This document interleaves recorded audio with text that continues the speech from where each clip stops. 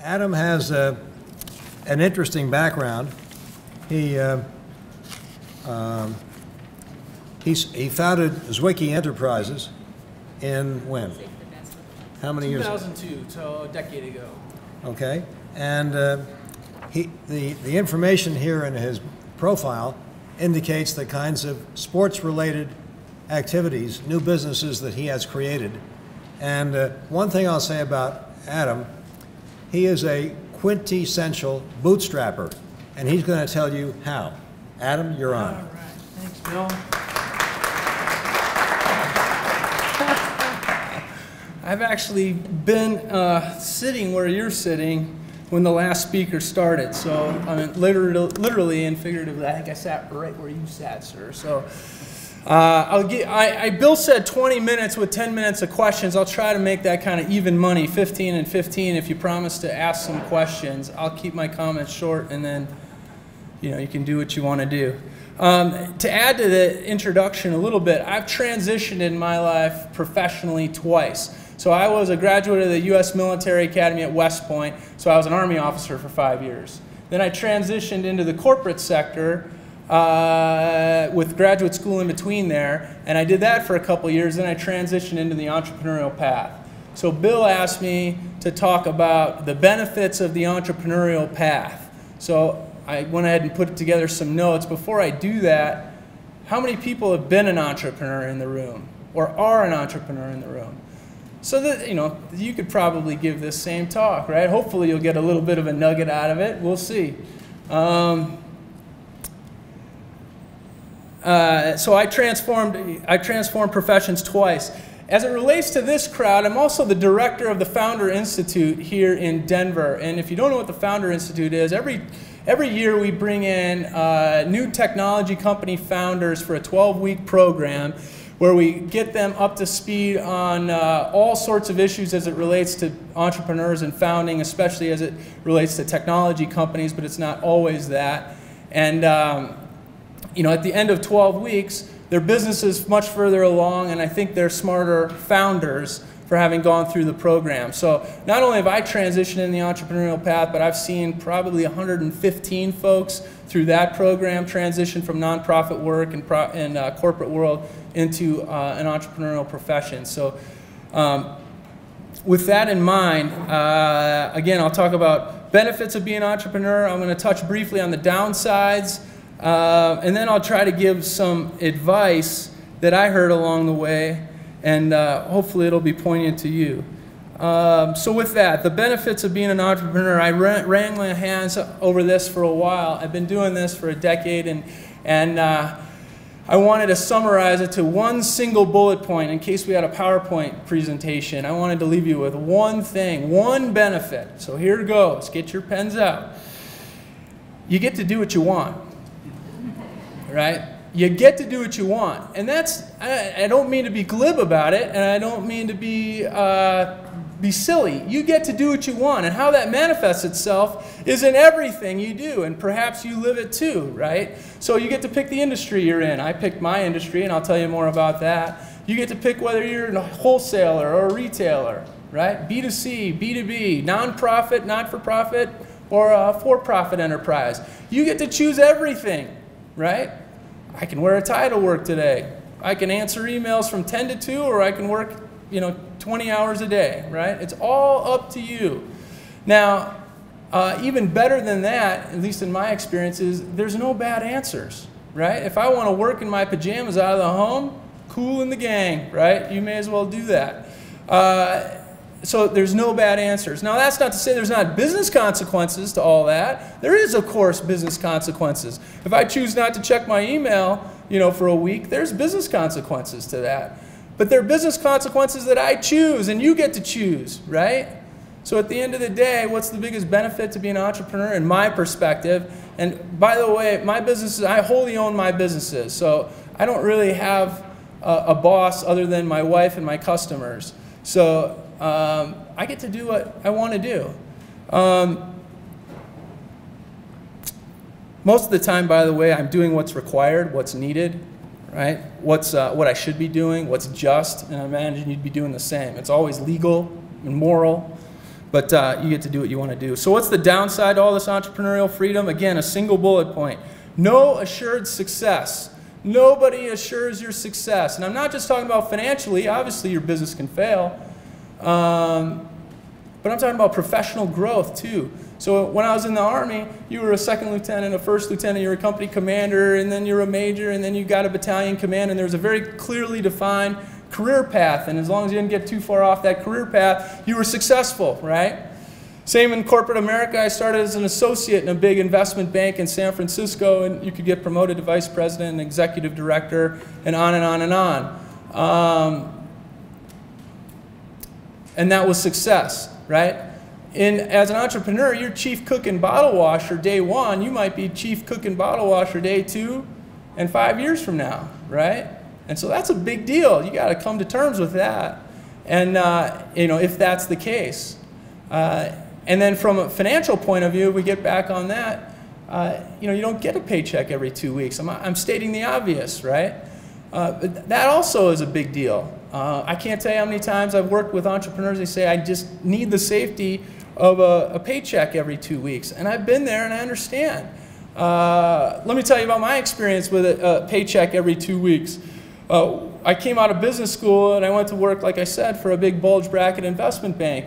There was 50 new MBAs at a Midtown Manhattan office learning our craft in August of 2001.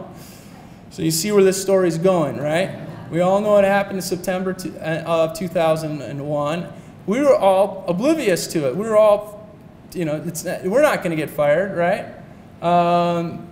And we were training in October of 2011. And we were separated. There was 50 of us, new MBAs, right? Making a ton of money, just happy in our ignorance. And they separated us. Roughly 25 went to one room, and roughly 25 went to the other room for additional training.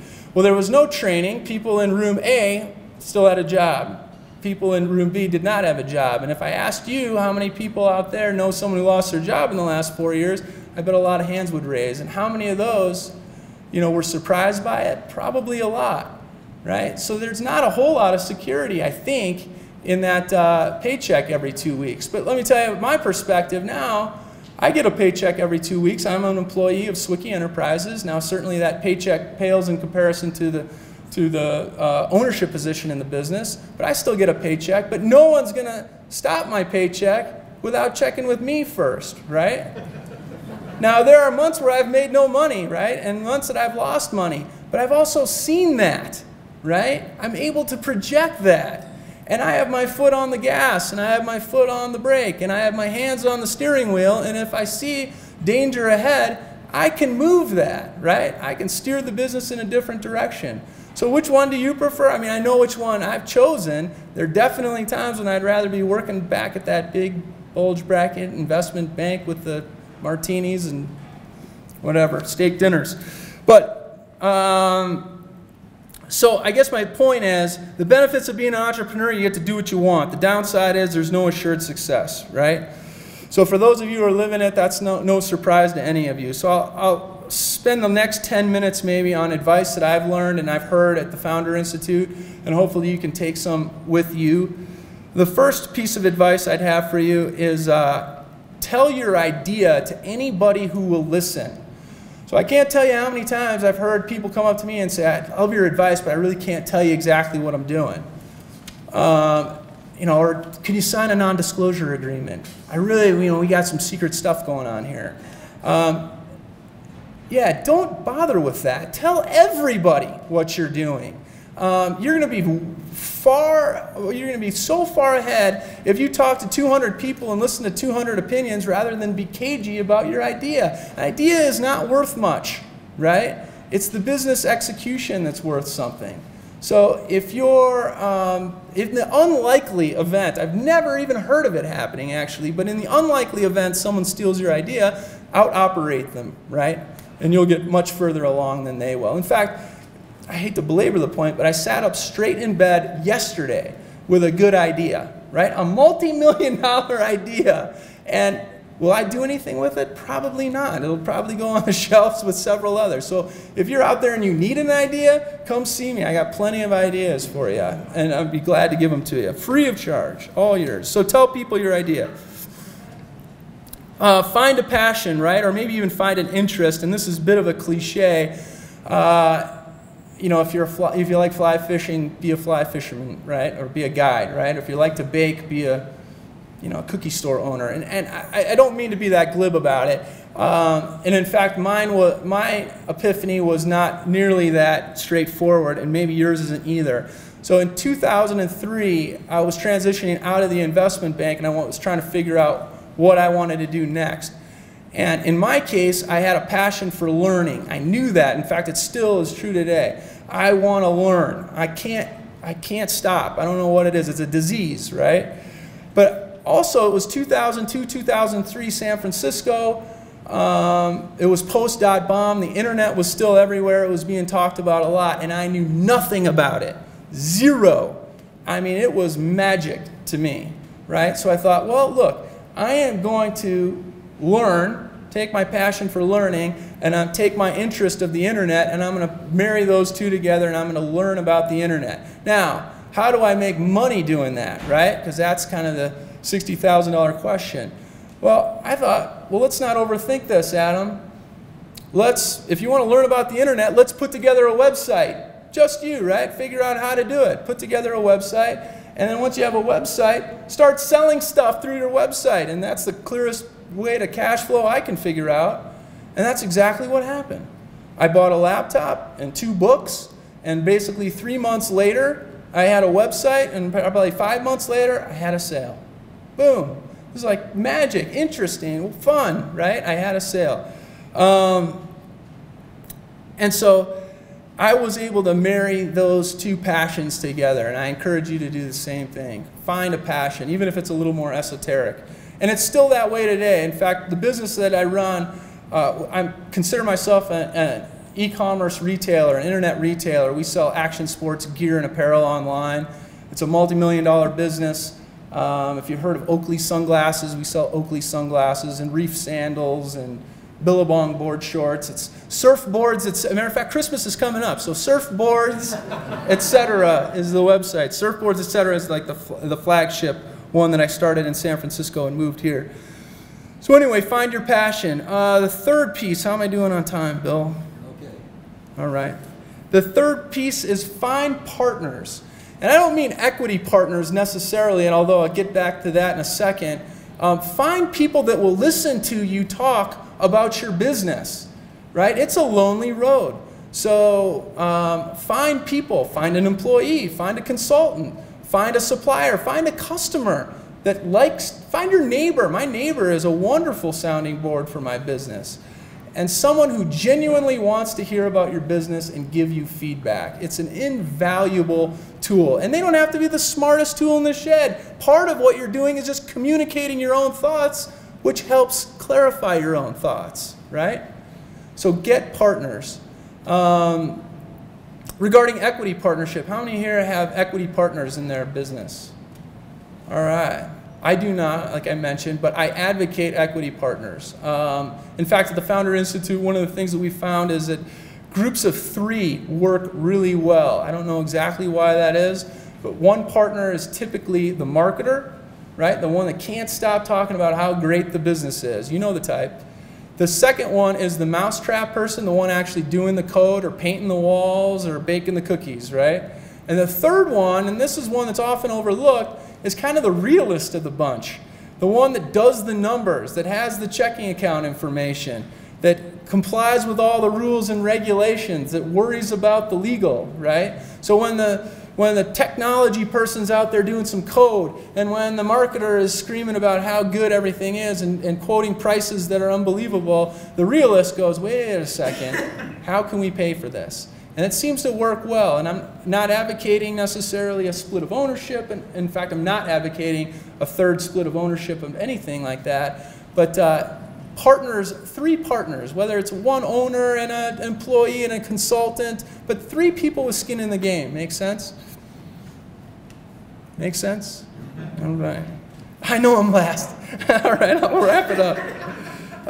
Let's see. I'll give you just 2 more. I got a whole laundry list. If you want more, you can ask questions.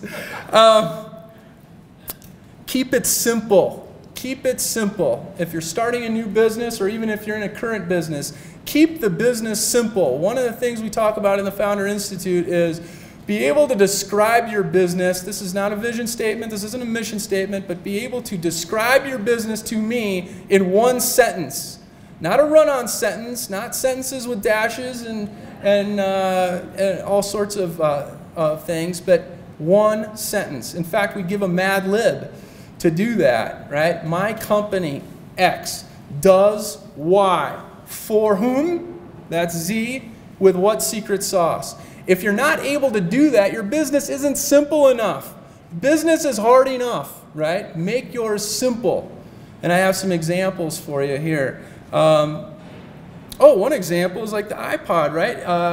An iPod was, would they use 1,000 songs in your pocket? I get it, 1,000 songs in your pocket. Now, a lot has to happen to get 1,000 phones in your pocket, but you could communicate it easily. You understand what they're doing, 1,000 phones in your pocket. As you continue to refine that, I think it was Mark Twain who said, I wrote you a long letter because I didn't have time to write you a short letter. I think that, who is it?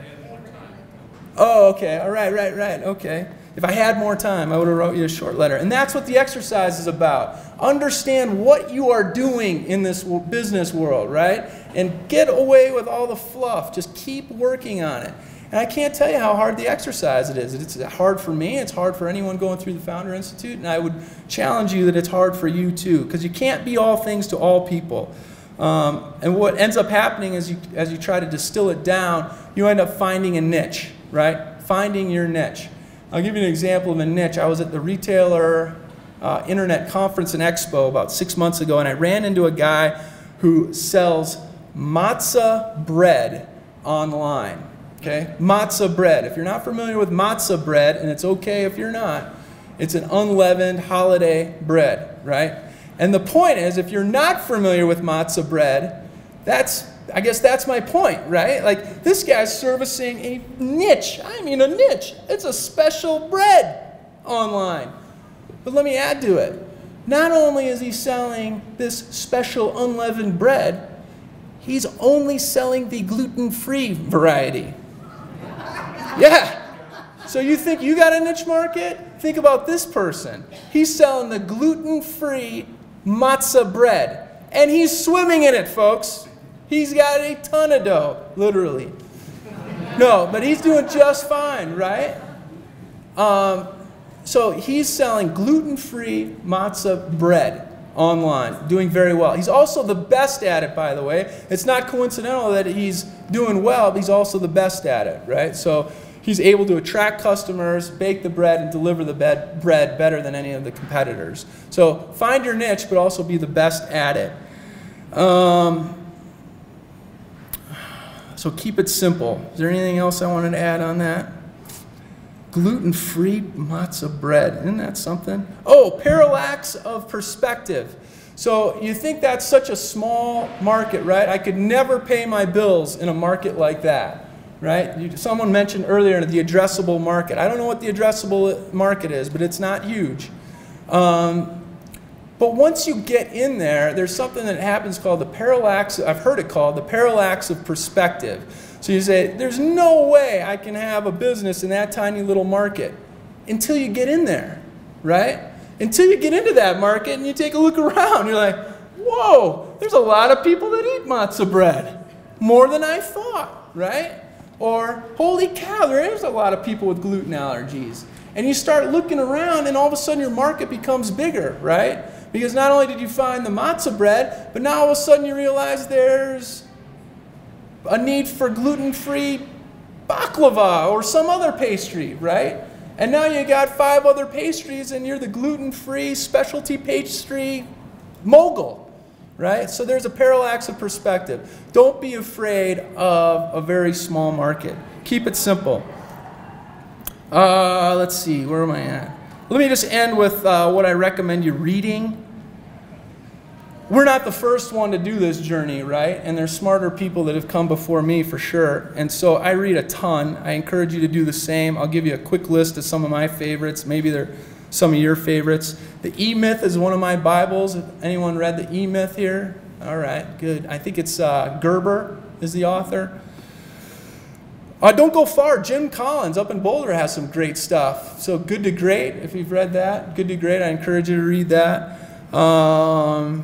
Tipping Point is another one. Outliers is another one. Seth Godin is a blogger with a lot of smart things to say about entrepreneurship. He wrote a couple good books. I like The Dip. I like The Purple Cow, I think it's called, if you want to look that up. Oh, I'll save you the reading on that one. It's about a 115-page book. And at the end of the day, I think he's advocating making a remarkable business. So I just saved you 115 pages there. Make a remarkable business. And by remarkable, he doesn't mean it's good or bad. He means literally it is remarkable, meaning, hey, there's a purple cow, right? It's not a good cow, it's not a bad cow, but if you see a purple cow, you're going to tell somebody about that cow, right? And you want your business to be the same. One that comes to mind off the top of my head is Warby Parker a little bit. You guys familiar with Warby Parker? So I used to wear glasses. I got that zip-zap surgery done, but it was always a pain in the neck, excuse me, to get my glasses. Well, Warby Parker ends up sending it. They sent my wife 5 pair of eyeglasses, 5 frames for no money. Just keep your credit card on file. Pick the 5 or pick the one you want with your lenses, and they'll pay to send the other 4 or pay to send all 5 of them back after a month or whenever you're done trying them. And they'll ship your glasses back to you, whichever ones you want. So basically, you're trying on eyeglasses at home. Does that make sense? Now, I don't know if that's a great business or not. They get a lot of press. I don't know if they're making any money. But, you know, it's interesting, right? It's just interesting enough where you go, you know, I'm standing in here in front and talking to you about it, right? Like, huh, that's kind of different, right? That's kind of interesting. And that's what Seth Godin's Purple Cow book is about. A couple more books. Yeah? Yeah. Don't Overthink It. Rich Dad, Poor Dad's a pretty good book. Warren Buffett's Essays to Shareholders are wonderful. He's actually pretty darn funny. You wouldn't think so, but he's pretty funny. I think Larry Cunningham put together a bunch of his letter to shareholders and bound it into one book. So look for Larry Cunningham's book on that. That should get you started anyway. Those are good books. Read those. So I guess with that, Bill, in closing, I would say starting a business has never, ever been easier or cheaper than it is right now. The corollary to that is failing has never been cheaper, right now. So you don't have as much to lose. Colorado is a fantastic place to be an entrepreneur. We just did Startup Colorado. For any of you that were a part of that, that was a fantastic week-long event here in Denver, Startup Colorado. There's lots of people and lots of institutions that are here to help entrepreneurs.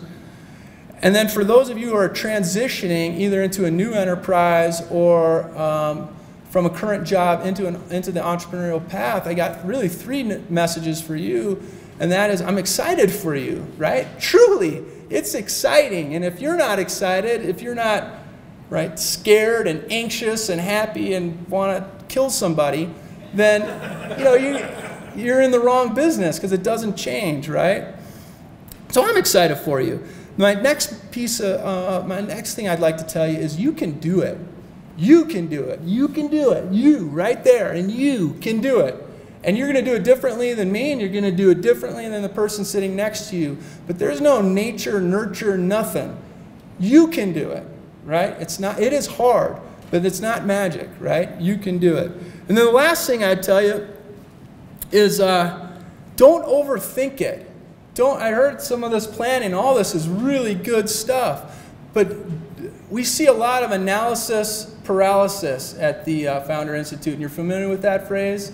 So there's a big bronze statue, like 8 feet tall, at General Patton at West Point, right? I'm a West Point grad. And in front of the library there, was a big statue of Patton, which is kind of ironic because I guess he wasn't a very good student.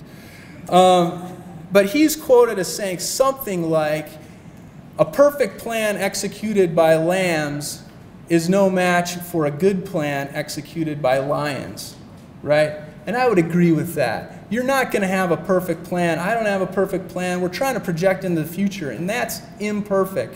Instead, execute like a lion, right? And get it done. Lob around downrange and adjust fire from there, right? So be a lion and take what's yours. So email me, call me if you got any questions, if you think I can help. Otherwise, I'll give it back to Bill and open up for questions.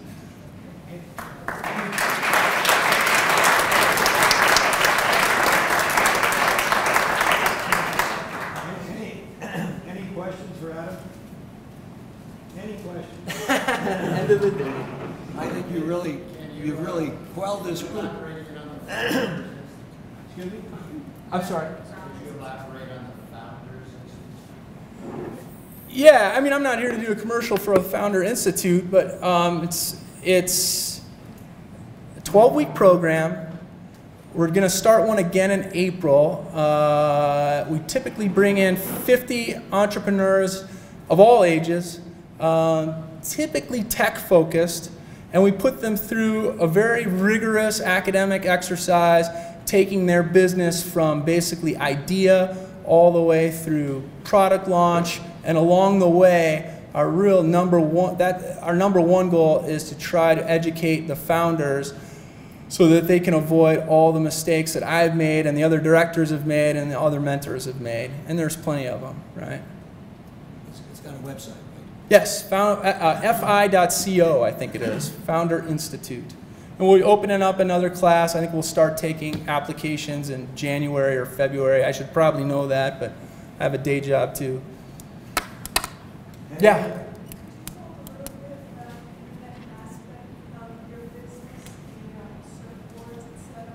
Sure. As far as setting up relationships with suppliers and just how does it work in general? Yeah, that's a great question. In fact, that has a whole slide deck at the Founder Institute. I hate to keep bringing that up. I built the website, right? I wanted to sell stuff. Then phase 2 is find something to sell, right?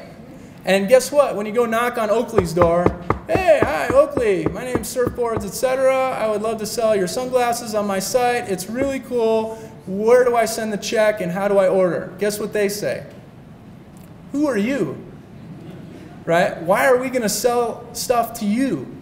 What do you mean why? "Because I have money and you're in the business of selling stuff to retailers," right? I mean, it's obvious. I went to business school. I know how this works. I have money. I pay you. No, wrong. They'll say, check back in a year. Check back in 6 months. I don't know. Tell me, what other brands are you carrying?